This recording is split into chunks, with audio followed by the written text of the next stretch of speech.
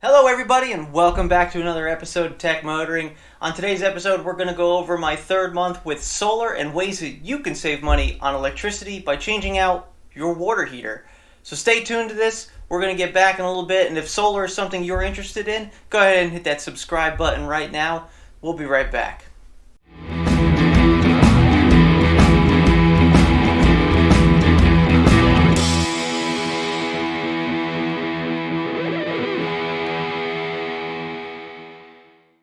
Alright everybody, welcome back. So we're going to be talking about the month of September with my solar bill. Now with this month, it's the first month that I actually had just a full 30 days of solar on my electricity bill. It wasn't broken up like the last couple months. So we're going to go over that.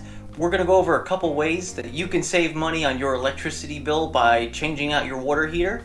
And the reason that we're doing this is because the future of cars is going electric. That's the way that this is all moving. So if we can start saving money on our electricity bills now, it'll be cheaper for us to start charging up our electric cars when we get there. So that being said, leave a comment below. What kind of electric car are you interested in? What kind of car are you looking forward to coming out soon? Or what car do you already own? And it could be a plug-in hybrid or a fully electric car. So go ahead and leave that comment below as we get into this. Okay, so here we go, going into the month of September. Now first of all, September was a pretty awful month for solar. Between the hurricanes and tropical storms and other bad weather we had in the area, we didn't produce as much solar as we probably could have. So unfortunately, September wasn't that good. On top of that, we're starting to get shorter days and we're starting to move into the colder seasons, which now are just not as much sun and typically a lot more cloud coverage. So we'll see as we get into the fall and winter months how exactly we are doing with this solar. So stay tuned for all those episodes. They'll be coming up in the near future. Alright, so how did we do for the month of September? Well, so we produced 557 kilowatt hours of electricity, and then we sent back to the company 320 kilowatt hours of that 557. So we actually ended up getting a credit of $12.29. Now, keep in mind that September is now off-peak for us here. We are no longer paying 12 cents per kilowatt hour, we are now paying about 10 cents per kilowatt hour. So not only is it going to cost us less to use electricity, but unfortunately we're going to get a little bit less for sending it back as well. Still about a third, but still a little bit less than we were when it was on peak season. It all pretty much balances out in the end. The amount of energy that we used immediately upon producing it from the sun was about 237 kilowatt hours, which means that we had a savings off the bat of $23.62 this month. Alright, and of course the extra fees that we always have to go over just because these things always pop up depending on your area, depending where you live. Always make sure you look into this before you go solar, because if you have to pay these extra fees, maybe it's not worth for you to go solar, but always check these before you decide to pull the trigger on it. So taking off the $12.29 that we get as a credit, the solar metering charge $2, and then the standby kilowatt hour charge, which the electricity company charges us because we're solar, is $25.26. So that means we ended up owing back $14.97 on those charges. Once again, these are charges if you go solar. You have to pay these. Unfortunately, there's not much you can do about this. Hopefully this will change in the future for my area. My electricity company will start doing a little bit different way of calculating this out, but for the time being, this is unfortunately what I have to deal with. Okay, so how much was the bill? So we used 390 kilowatt hours. Multiply that by the almost 10 cents kilowatt hour rate from the electricity company comes out to $38.88. There's the customer charge every month, which you can't get away from. It's $19.50 for that. Then there's those little credits they give you every single month. So the $4.30 there, 83 cents there, 8 cents there. And then of course that $14.97 because I'm a solar customer fee. That brings my bill to $68.14 for the month of September. So pretty small bill. I didn't really owe that much. We actually used the air conditioning quite a bit for the month of September. It was very hot. So here in October, we're having some pretty warm days. Not overly warm, not 90 degrees outside, but some still pretty nice days.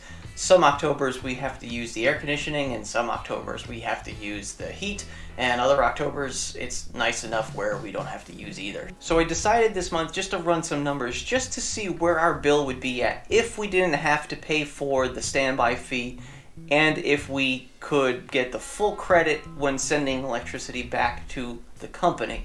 So I ran some numbers here just to see the difference between the bills. And so here's what it comes out to be. So if we took the energy used, which was 390 kilowatt hours, 38.88, we looked at that before.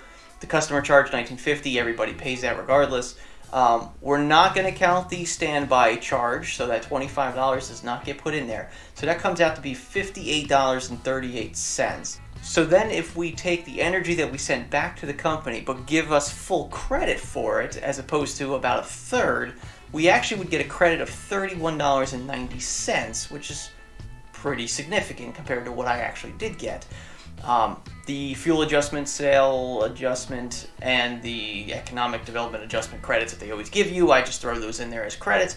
So if you take those credits off of the total of the $58.38, it actually ends up bringing my bill down to $21.27, significantly cheaper than what I end up actually paying. So it goes to show you that those standby fees and those credits that you send back, those could be a lot more beneficial had we been getting the full credit for it. So I found this very interesting, and something like this I really hope changes in the future. I really hope that we can change the mind of the electricity company in this area so we can actually start getting our full credit for our solar, because we are helping maintain the grid. Why not get some more credit for it? At least one or the other. Either don't give us a standby charge every month of that $25, or give us the full credit back for the solar that we send back to the electricity company. One or the other would even be better than getting the double whammy here and getting hit by both of those every single month. So once again, if you're interested in solar, do this research before you do it. Now keep in mind, I did my solar primarily because of the fact that this year was one of the best years for getting back the federal tax rebate and the state tax rebate for my state. So even though I may be not getting the best benefits back, the amount of money that I saved up front was quite significant. So that's why I ended up doing solar this year and not waiting for something like this to change, because then by that time I'd end up paying for almost the entire system, the entire solar system on my roof, which at that point would almost negate any purpose of going solar because it would just end up costing you more. Let's talk about ways that you could start saving electricity in your home. Now, depending on where you live and what type of utility you have that fuels your water heater will depend on the type of water heater that you have. Now, when you hear water heater, you're probably just assuming the big tank that sits in the corner of your garage or a closet somewhere or in your basement. And that's very true. Those water heaters have been around for a very long time, and they have worked fantastic for that amount of time. However, there are better options nowadays to save electricity by changing out your water heater. Or is there? And here's why.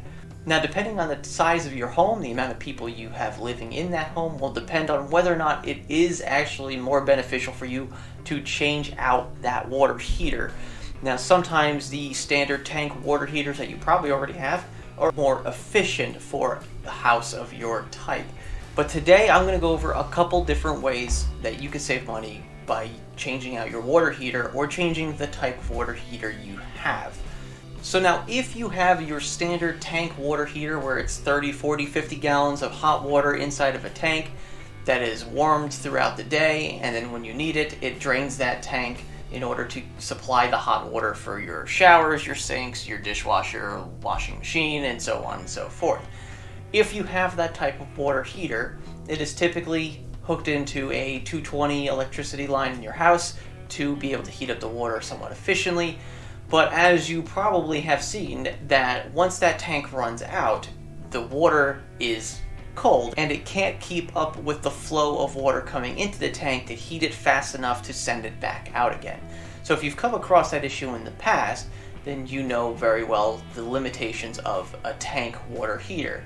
Now, there are a couple different options today, and I'm going to go over a few different options that you have, whether your tank water heater is electric or gas. Believe it or not, you could actually do upgrades to your water heater that's gas in order to make it more efficient. So you can actually save money on your gas bill. The water heater that I'm going to be showing right here, this is what they call a solar water heater. Now these are really popular for pools because you can actually use these to heat up your pool without using any electricity whatsoever. And they're literally just a tank with some pipes, and your water goes into these pipes, and then the sun heats up the pipes and puts that hot water into a tank, which then not only stays out in the sun, but is also able to keep that hot water very warm for a very long amount of time. Now, you can actually mount these on top of your roof, just like you would a solar panel, and these will work in the same manner as a solar panel, where it absorbs the sun's rays, it heats up the water inside of these pipes. This system could be set up to automatically feed those hot water pipes in your house, or it could feed directly into a hot water tank that you already have, let's say in your garage or basement or what have you. And the reason that this becomes more efficient is because you're not using any electricity to heat up the water in the tank, and you're actually sending it back through the house into your current water heater, which then doesn't have to heat up your water, so therefore you're not using any electricity or gas to heat up the hot water that's in your hot water heater in your house. So now another option for heating water in your home are tankless water heaters. And I actually upgraded to a tankless water heater a few years ago, and I gotta tell you, I love it. It saved me so much space in my garage, number one, but number two, it's a small box that just sits on the wall, and that box just heats up water as it needs it. It literally takes your cold tap water, sends it through this box into these copper tubes that are instantly heated by electricity, and that will then send that water out through your hot water pipes throughout your house and give you hot water. Tankless water heaters are great for specific climates and for specific sized homes. So tankless water heaters are all based off of the temperature of your tap water year-round, which means that if your tap water gets too cold in the wintertime, some of the tankless water heaters can't keep up with the demand of trying to heat it up quickly enough and then sending it back out.